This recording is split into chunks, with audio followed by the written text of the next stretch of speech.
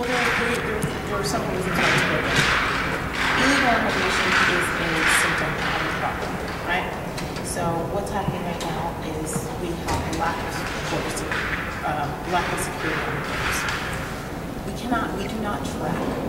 We track who comes into the country, but we don't track who actually leaves the country, right?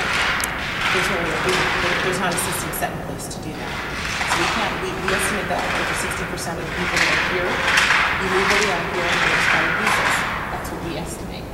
We don't really know that number. And 3, there's no uniform rule of naturalization, which means that there's no way, real way, to get away. So we've got to change that.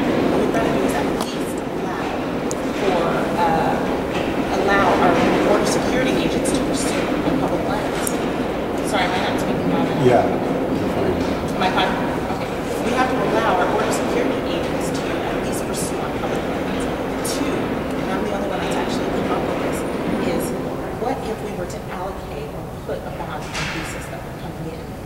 Instead of giving money to a coyote and trying to figure out whether you're going to make it across the desert, what about using the front door to come in and at least have the ability to collect most of that back when you leave? That way we can actually track who's left.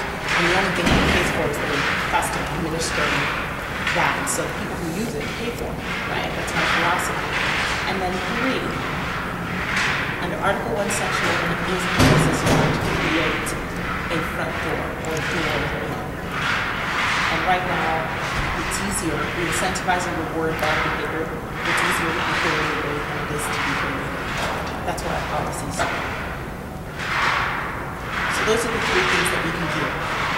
In terms of the magnets and what we do with people that are here now, really, that's when you can go in. If you can at least plug the hole in the boat, then you can stop the inflow, and then people can start figuring out how to bail out the water in the states. And one of the things is getting federal government out of all of the things that it's doing, and getting them to secure the border. So it would be nice to start looking at, when we start looking at healthcare, and look at what we're going to do and the solutions that we're going to do. Best solutions is to at least put it in an area where it's manageable. That's in the states. And then we'll be able to, at least states will be able to decide and figure out what to do when it comes to treating the symptom of the problem. The border agents, agents among themselves, do you see in combining them with the military or the FBI or anything of that nature to make them more efficient? Whatever will help secure our borders, that's our job. That's what we're supposed to do. So if it means combining military on the borders, I'm okay with that because it's a national security issue. I have a question for you. In our neighborhood school, anybody who comes from other countries has to show documentation that they're here legally. But if they look like they might be from Mexico or something, they don't ask for it, they ignore it. Because the children have to come to school anyway. And we've come to the point where there are so many students that don't speak English. We're one of the very few children that speak English. So immigration is a big deal to me, and making these children need to go to school, but it's very difficult if 90% of the students doesn't speak English. What we're doing to help these schools that so many of their illegally, the parents are afraid, so they won't let their children live at other people's houses. My children can't go there. Friend problems, school problems, social economy are a whole problem. And they're here. What would you do with us? Again, I have more people that are accessible to me on the state level than I do on a federal level. What we've got to do is we've got to start empowering the states a little bit more. So our job on a federal level is to make sure that we at least control what the influx can be. Does that make sense? It does. And then we deal with those things. At least the states will have a fighting chance. And then to deal with those things. Again, we're in the states. If federal government doesn't do its job on the borders, we're merely just trying to deal with a symptom of the problem, not the problem itself. And so I am one that always deals with trying to fix things at the root of the problem, because too many times we've got politicians that want to put a Band-Aid on issues. And all it does is it compiles issue upon issue upon issue. It's like the antibiotic, that you have to find another cure for something else. And you compile it. At the state level, to deal with that kind of a problem. Absolutely. Legislators, I mean, you have legislators, they're trying to deal with it now. The reason why it's ineffective is because federal government's not doing its job. It's a big problem. It's a big, that's why it has to start on a federal level. That's why we've got to do that. You have to understand that we're trying to deal with it on a state level. The state of Arizona is trying to deal with If it, it's right? growing, you can't do it.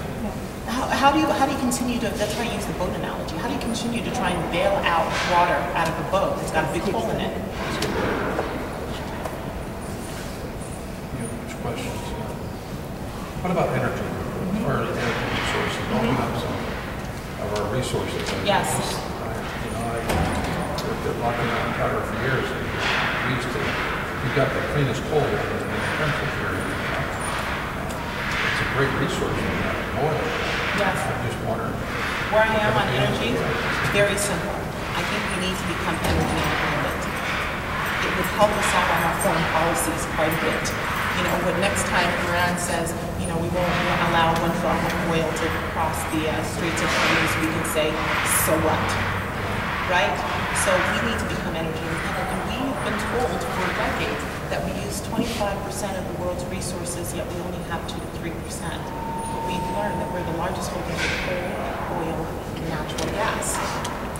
I mean, I see right now, I see Obama, President Obama, now we're starting to kind of come around, hear more on the news about, he's getting interested in drilling more. Well, it's an election year. Yes. And guess what? People want available, affordable, and abundant energy. That's what they want. So, of course, that's becoming an issue. But you have to understand, it's the same person that would not allow the Keystone Pipeline to go through continues to lock up federal lands, especially NOR. And to me, I'm not saying that federal government, I don't want federal government picking winners and losers. I'm saying allow the private sector. I'm not saying not to go for wind or solar energy. Right. Great, Oh, yeah. let's We do it. need to. Allow the private sector to do it, because if we can find a way, if they can find a way to do it that's affordable, somebody will. But the problem is when you spend so much money picking a winner and loser, you actually have stopped progress. In other words, when they pick Solyndra for solar, they put some small businesses out of business. Does that make sense? So all of a sudden we've gone backwards instead of going forward. And then, as we all know, we know what the results of Solyndra was, where they went bankrupt. There goes the taxpayer dollars. Not trying to do a blame game here, but how do we allow ourselves to become secondary efficient? To me, I think that's an important question. We're looking at maybe solutions now, but is there some sort of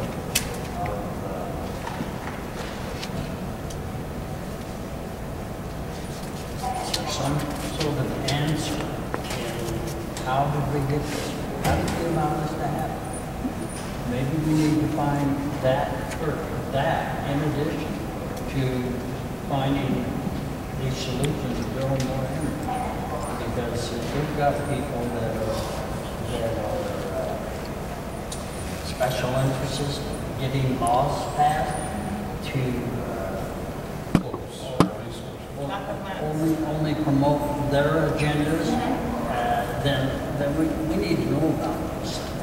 And who Well, that's will promote. well. I think that there's several things that we need to do. One, we've really done some major harm to ourselves. My husband has two purposes when he goes to work. It's to make money for his company, and make money for the family. When we send politicians to Washington, career politicians, people who are trying to make money for their family, what are we doing? We're doing the exact same thing. So what you're doing is you've got somebody, for instance, like you, who will say, yeah, I was a general consultant for Fannie Mae, Freddie Mac, and guess where he got those millions of dollars? You think it came out of the air? It came from the taxpayers. That's their job. That's what they do. We've got to stop sending people to Washington that does that. You have to understand what motivates me. What motivates me is that my children My oldest daughter, by the time she has a family of her own, owed $900,000. $900,000 to get us out of this mess. We are upwards $16 trillion of debt that we can count now, let alone the things that we've actually promised. So you think that that's the bill right now that we owe, 16 trillion, let alone all of the things that are coming up. For instance, Obamacare. Obamacare is going to be incredibly expensive. And let me tell you how they've been able to pass Obamacare. See, they have to do, when they go through and they have to they put things on the table, they have to take what it's going to cost in 10 years. So the tactic that they've used is that they start to get the benefits, right? They start to put out the benefits, but they don't actually start to collect until 2014.